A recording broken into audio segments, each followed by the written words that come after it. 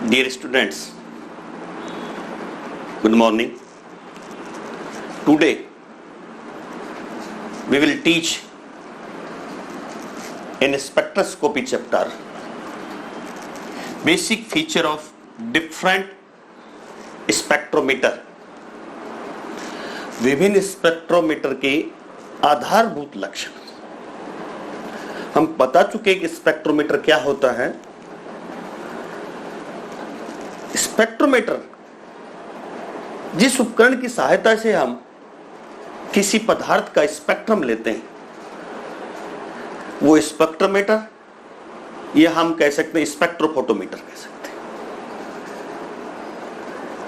आजकल मार्केट में खूब कंपनियां हैं जो इस प्रकार के इंस्ट्रूमेंट बना रही है, तो उनका भिन्न भिन्न डिजाइन है। जिस प्रकार के आप डिटेक्टर यदि काम में लेंगे उसी के अनुरूप उस स्पेक्ट्रोमीटर का नाम हो जाता है। जैसे यदि मान लीजिए फोटो डिटेक्टर संसूचक काम में लिया है तो स्पेक्ट्रोफोटोमीटर कहलाएगा। तो इस प्रकार से डिटेक्टर के नाम के आधार पर हम स्पेक्ट्रोमीटर का नाम रखते हैं। वैसे तो अवशोषण स्पेक्ट्रोमीटर, उत्सर्जन अवशोषण मीटर, लेकिन हम यहां जो आपको पढ़ा रहे हैं स्पेक्ट्रोस्कोपी में हम अवशोषण स्पेक्ट्रोस्कोपी पढ़ा रहे हैं। तो यहां हम जो डिटेल अध्ययन करने जा रहे हैं वो एक अवशोषण स्पेक्ट्रोमीटर के बारे में हम आपको जानकारी देंगे। वैसे तो सभी स्पेक्ट्रोमीटर में बेसिक प्रिंसिपल एक ही होता है। यहां जो आप डायग्राम में आउटलाइन देख रहे हैं ये एक आउटलाइन एब्जॉर्प्शन स्पेक्ट्रोमीटर की है। आउटलाइन अब आप साफ साफ देखिए कौन कौन से बेसिक कंपोनेंट एक स्पेक्ट्रोमीटर में होते हैं। ये सभी में होते हैं, बेसिक कंपोनेंट है। Light source, monochromators, sample tubes, analyser, detectors, recorder या कह सकते हैं मीटर, ये सभी में मिलेंगे। ये सारे के सारे कंपोनेंट सभी स्पेक्ट्रोमीटर में मिलेंगे। तो यहां बेसिक बातें हैं उनके बारे में अध्ययन कर लेते हैं हम। आप पहला जो लाइट सोर्स है, प्रकाश स्रोत,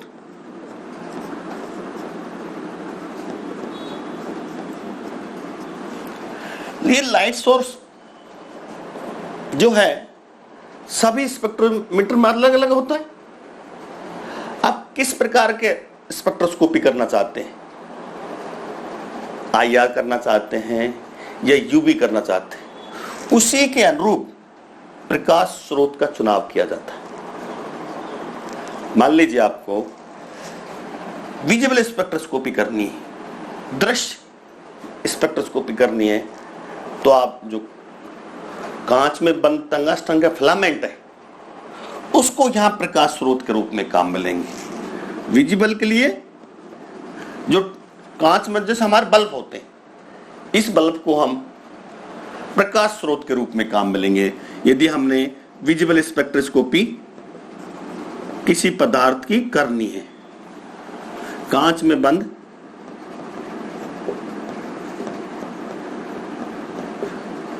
टंगस्टन फिलामेंट,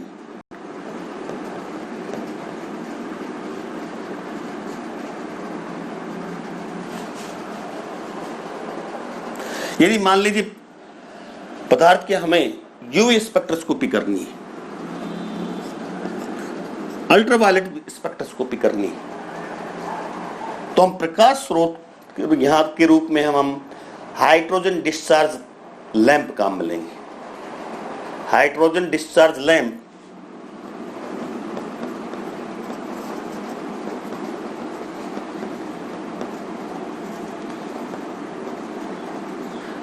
या ड्यूटेरियम लैंप भी काम ले सकते हैं।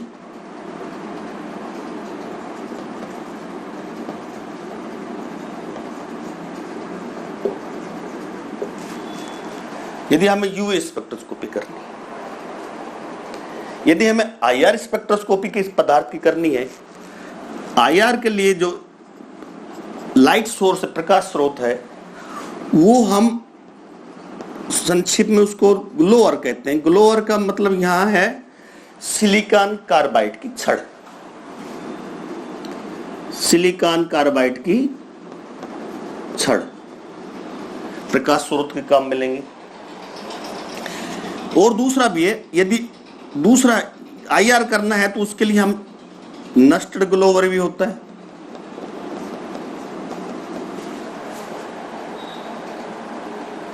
नस्टेड ग्लोवर जो दुर्बल मृदा धातुएं होती हैं, जैसे जर्कोनियम, इरिटियम, थोरियम ऑक्साइड,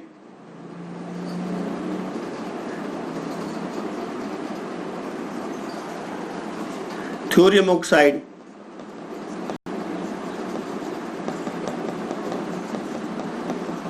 की खोखली छड़ काम में लेते हैं, प्रकाश स्रोत के रूप में काम लेते हैं। तो आपको कौन सी स्पेक्ट्रोस्कोपी करनी है, उसी के अनुरूप प्रकाश स्रोत का चुनाव किया जाता है। कोई सी भी स्पेक्ट्रोस्कोपी यदि यहाँ विजिबल करेंगे तो ये लेंगे, अल्ट्रावायलेट करेंगे ये करेंगे, आईआर लेंगे तो ये प्रकाश स्रोत के रूप में यहाँ काम में लेंगे। अब यहां से जो रेडिएशन निकलते हैं वो कलरीमीटर में जाते हैं। ये डिफरेंट डायरेक्शन में जाते हैं रेडिएशन, लेकिन कलरीमीटर इसको एक डायरेक्शन में कर देता है। सभी रेडिएशन को यहां कलरीमीटर से गुजारते हैं, वो एक सिंगल डायरेक्शन में सभी रेडिएशन को कर देता है। ये एक प्रकार का लेंस होता है, फोकस लेंस, फोकसिंग करता है। उसके बाद पश्चात रेडिएशन मोनोक्रोमेटर पर गिरती है। मोनोक्रोमेटर्स ये एक प्रिज्म होता है, यह कह सकते हैं ग्रेटिंग होता है। ये एक प्रिज्म हो सकता है और ग्रेटिंग हो सकता है। ये मोनोक्रोमेटर जो पॉलीक्रोमेटर लाइट आती है, रेडिएशन आती है, पॉलीक्रोमेटर बहुवर्णी, ये बहुवर्णी है, अनेक तरंग दैर्घ्य का जो प्रकाश मोनोक्रोमेटर पर गिरता है, तो मोनोक्रोमेटर क्या करता है, ये प्रकाश को भिन्न भिन्न तरंग दैर्घ्य में बांट देता है, स्प्लाइट इन डिफरेंट वेवलेंथ। मैंने दिखाया डायग्राम से, डिफरेंट वेवलेंथ में ये बांट देता है। आने वाले जो रेडिएशन है, जो मोनोक्रोमेटिक लाइट है, उसको डिफरेंट वेवलेंथ में बांट देते हैं। हम कह सकते हैं एक different band of the wavelength, एक बैंड से बनाते हैं, विभिन्न तरंग दैर्घ्य के रेडिएशन का एक बैंड बन जाता है, अर्थात कह सकते हैं कंपोनेंट ऑफ वेवलेंथ्स। मोनोक्रोमेटर से आगे चलिए, ये लाइट जब वेवलेंथ सेलेक्टर में आती है, वेवलेंथ सेलेक्टर देखिए एक छिद्र होता है, स्लिट, तो ये वेवलेंथ सेलेक्टर इस लाइट को सेलेक्ट करता है अब कौन से रेडिएशन आगे जाने चाहिए। तो एक निश्चित तरंग दैर्घ्य के रेडिएशन इस स्लिट से गुजरते हैं, मोनो सेलेक्टर, ये वेवलेंथ सेलेक्टर से गुजरते हैं। उसके पश्चात ये इंसिडेंट लाइट I0 सैंपल पर गिरती है, जो सैंपल ट्यूब में भरा होता है। तो दूसरा आता है हमारा मुख्य जो यहां घटक है, कंपोनेंट है, सैंपल ट्यूब।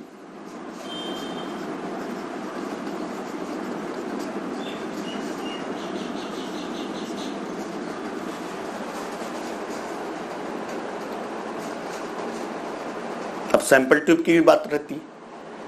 अब सैंपल ट्यूब का एक तरह से इसको हम कुवेट कहते हैं, कुवेट।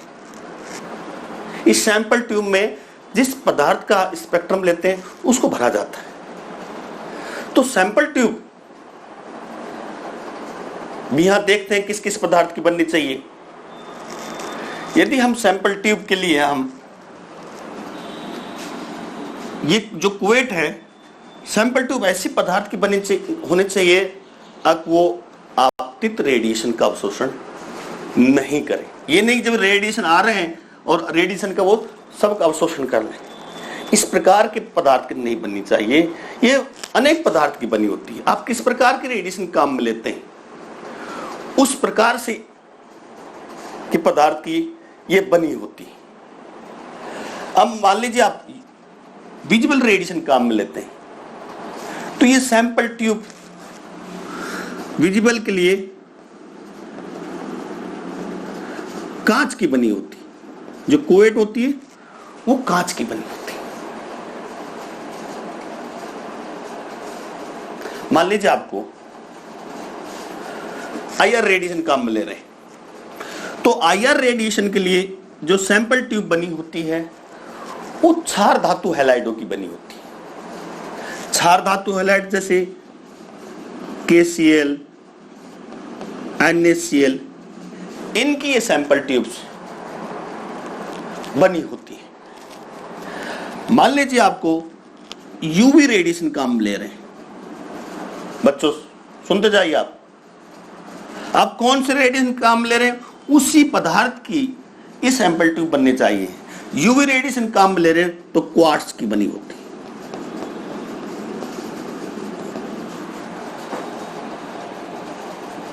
तो ये सैंपल ट्यूब का चुनाव हम रेडिएशन के अनुसार करते हैं। आपने कौन से स्पेक्ट्रोस्कोपी करनी है, कौन से रेडिएशन आपको प्रयुक्त हो रहे हैं, उसी के अनुसार बनी हुई पदार्थ की ये क्वेट काम में ली जाती है, सैंपल ट्यूब काम में ले जाती है। ध्यान दीजिए, आपकी कई जगह कंपटीशन में काम में आता है। विजिबल रेडिएशन है तो सैंपल ट्यूब कांच की बनी होगी, आईआर रेडिएशन तो सैंपल ट्यूब KCl, NaCl, क्षार धातु हैलाइड की बनी होगी। यूवी रेडिएशन काम लेते हैं क्वार्ट्ज की बनी होगी।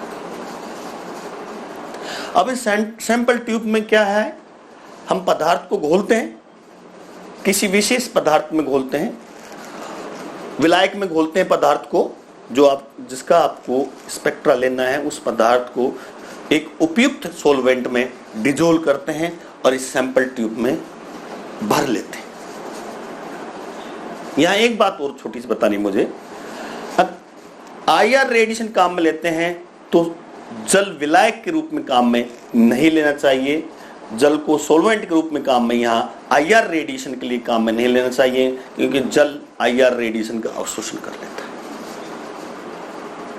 तो उपयुक्त विलायक में पदार्थ को इसमें घोलकर भर देते हैं। अब इस पर आपतित रेडिएशन गिरते हैं। आपतित रेडिएशन गिरते हैं तो ये पदार्थ के जो परमाणु अणु है वो आपतित रेडिएशन के कुछ का अवशोषण कर लेते हैं, एब्जॉर्प्शन कर देते हैं, और शेष को ट्रांसमिटेड कर देते हैं, पारगमित कर देते हैं।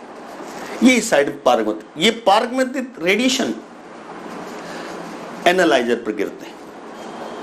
IT ट्रांसमिटेड लाइट किस पर गिरते हैं, एनालाइजर पर गिरते हैं। अब बात करती एनालाइजर।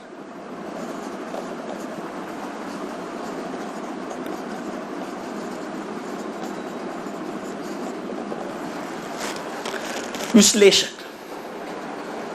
बच्चों विश्लेषक में एक तरह से प्रिज्म ग्रेटिंग है, वो घूमता रहता है। जब इस पर आपतित रेडिएशन गिरते हैं तो उन रेडिएशनों को क्या करता है, भिन्न भिन्न तरंग दैर्घ्य में बांट देता है, भिन्न भिन्न तरंग दैर्घ्य में डिस्पर्स कर देता है, जिसको हम वर्ण विक्षेपण कहते हैं, डिस्पर्जन कहते हैं। ये भिन्न भिन्न में बांट देता है। इसका ये काम है एनालाइजर को, विश्लेषण कहते हैं हिंदी में, विश्लेषक। तो ये डिफरेंट उसमें बांट देता है। इसके बाद एनालाइजर से भिन्न भिन्न तरंग दैर्घ्य की रेडिएशन डिटेक्टर पे पहुंचते हैं। संसूचक नंबर 4, संसूचक। डिटेक्टर,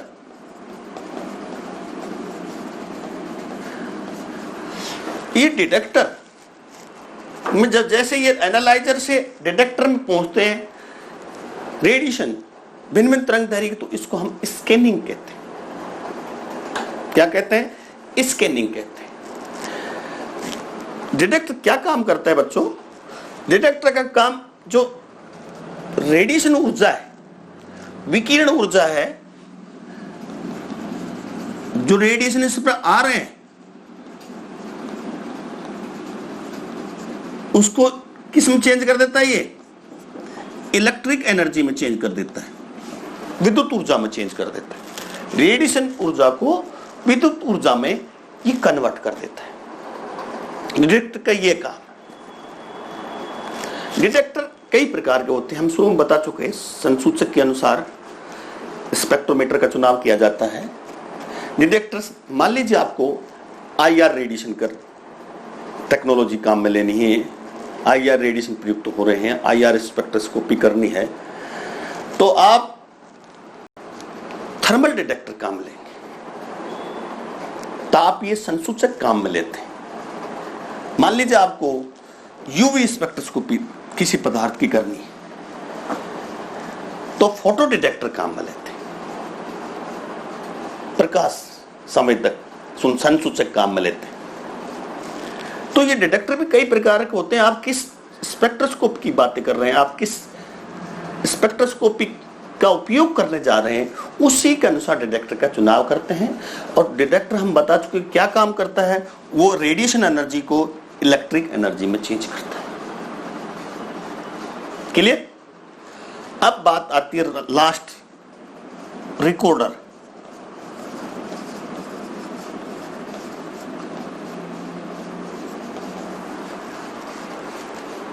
ये हमारा अंतिम कंपोनेंट है स्पेक्ट्रोमीटर का।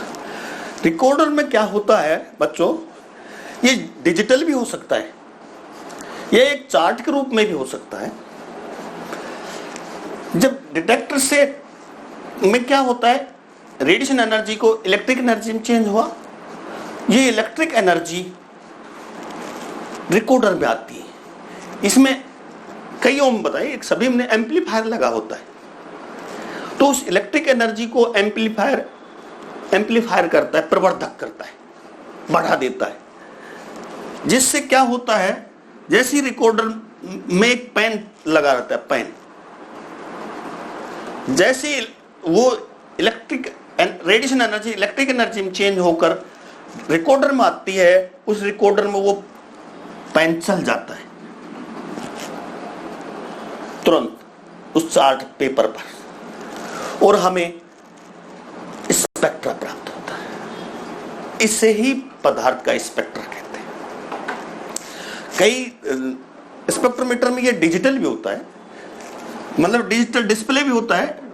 आजकल तो डिजिटल ज्यादा आदि, या ये मीटर भी कह सकते हैं इसको, ये मीटर के रूप में होता है। तो जो ये जहां पेन चला है और जो विभिन्न डायग्राम सा बना हुआ है, पीक बनी हुई है, यही स्पेक्ट्रम कहलाता है पदार्थ का। और इस कागज को निकालकर या इस स्पेक्ट्रा को देखकर हम अणु की संरचना के बारे में पता लगा लेते हैं, और किस में कितने OH है, इसमें कितने डबल बॉन्ड हैं और कितने सिंगल बॉन्ड हैं। और इसका जो स्पेक्ट्रा को देखते हैं और हमारे पास जो स्टोर में स्पेक्ट्रा होता है, उससे हम तुलना करके इस अणु के बारे में जानकारी प्राप्त कर लेते हैं। और मैं आपको एक, आपने देखा किस तरह से एक बेसिक फीचर है, एक अवशोषण स्पेक्ट्रोमीटर का ये बेसिक फीचर हमने आपको किस तरह से आपको समझाया। लाइट कहाँ से शुरू होती है, लाइट का सोर्स क्या क्या होना चाहिए, किस तरह से प्रिज्म मोनोक्रोमेटर लाइट को ये प्रिज्म ग्रेटिंग करता है, यहाँ से गुजरता है, फिर सैंपल ट्यूब्स कैसी होनी चाहिए, ये हम आप बता चुके हैं। किस किस पदार्थ की बनी होनी चाहिए, एनालाइजर किस तरह से एनालाइज करता है, एनालाइज उसी पदार्थ का बनना चाहिए जिस पदार्थ की सैंपल ट्यूब बनी होती, ये भी ध्यान रखने वाली बात है। अब इस एनालाइजर से निकलने वाले डिटेक्टर भी हम सिलेक्ट करते हैं। जैसे स्पेक्ट्रोस्कोपी लेंगे उसी के अनुसार डिटेक्टर सिलेक्ट करना पड़ेगा। यदि आईआर लेंगे तो थर्मल डिटेक्टर्स, यदि यूवी लेंगे तो फोटो डिटेक्टर काम में लेते हैं। डिटेक्टर रेडिएशन एनर्जी को इलेक्ट्रिक एनर्जी में बदलता है, जिस कारण से वो इलेक्ट्रिक एनर्जी विद्युत ऊर्जा रिकॉर्डर में आती है। रिकॉर्डर में एक पेन लगा रहता है, वो एक कागज पर चल जाता है, और इससे जो विभिन्न रेखाएं बनती हैं, यही पदार्थ का स्पेक्ट्रम है और इस पदार्थ के स्पेक्ट्रम को देखकर हम पदार्थ के आणविक संरचना के बारे में पता लगा सकते हैं। एक सिंपल सा हमने किसी यौगिक का IR स्पेक्ट्रा यहाँ अलग से दिखाया गया है, देख लीजिए आप। इस तरह से हम इसका विश्लेषण कर पदार्थ की संरचना के बारे में जानकारी प्राप्त कर लेते हैं। पूरा हमने आपको समझा दिया। यदि फिर भी कोई समस्या है तो आप मेरे YouTube चैनल पर या WhatsApp पर अपनी समस्याएं भेज सकते हैं। मैं doctor Ramanand Yadav, professor RR college Alwar, department chemistry. मेरे आप YouTube चैनल्स स्टडीशिप्स डॉक्टर रामानंद यादव को कृपया शेयर करें, सब्सक्राइब करें और लाइक करें। खुशी रहना, हमेशा रहना, मौज लो और रोज लो। आप केमिस्ट्री की कभी टेंशन नहीं करना। केमिस्ट्री एक बहुत अच्छा सब्जेक्ट है, बहुत इंटरेस्टेड सब्जेक्ट है। तो मैं तो स्टूडेंट आपसे ये कहना चाहता हूँ, केमिस्ट्री को एंजॉय करके पढ़िए, इसको सिरदर्द मत समझिए। Thank you very much.